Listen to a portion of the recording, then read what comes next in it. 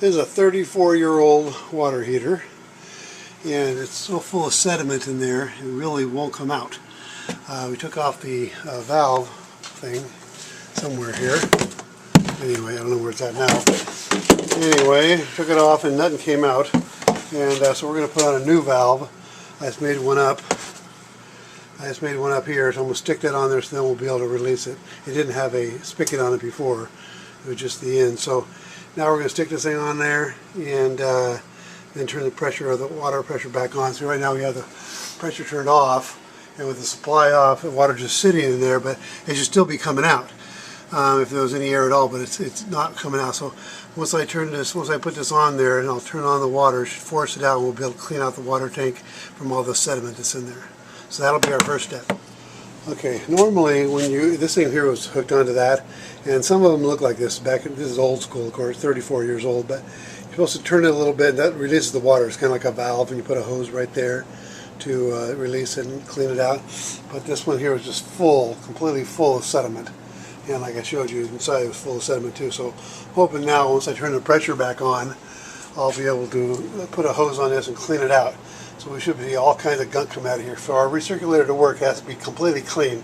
I like customers to start with a brand new water heater to make the system perfect, but they didn't want to replace it yet. Even it's only 34 years old. They didn't want to replace it yet, so we're going to go ahead and do their desire and keep the water heater since it's still working and not leaking or anything wrong with it. So, besides being full of crap, we're going to go ahead and see if we can release it and clean it up. And I'll show you that. So I'm going to put the hose onto it. I'm going to put the hose onto the bib, open it up, and then turn the valve pressure on, and hopefully clean this thing out. Okay, we got just pure sediment here. I just cleaned it out with the screwdriver, stuck it all the way in, and I can just feel pure sediment. It's like the whole thing's all the way to the ground there. It's just pure stuff. As you can see all the stuff right here, it's just pure sediment on the bottom of this thing, 34 years worth. So anyway, we're going to try to see if we can get it, make it work. Okay, so anyway, I stuck a valve on there because their valve was broken. You can probably just use your valve. Your valve won't be as old as this one.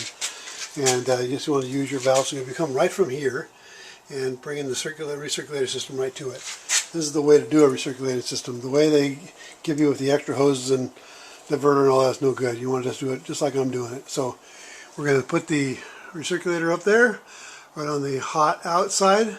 You'll have cold water coming in, hot coming out. You want to put it on the hot out. We're going to stick that on there, get that all set up. We're going to run a